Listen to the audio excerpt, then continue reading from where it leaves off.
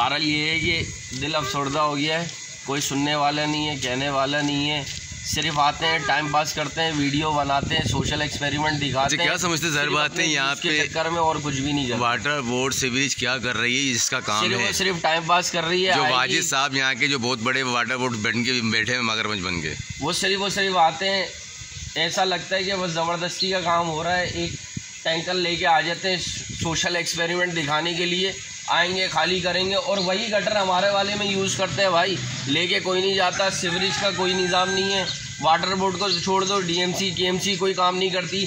कचरे की हालत देखो, 2.5 करोड़ की घर की प्रॉपर्टी है, 80 लाख रुपए पे लेके आ गए और इससे ज़्यादा कितना नीचे गिरेंगे भाई। हम लोग यहाँ से तंग हो गए, हम जाना चाह रहे हैं भाई, हमारे घर या अच्छे सेल पे निकलवा दो, यही इस एरिए को सही कर दो भाई।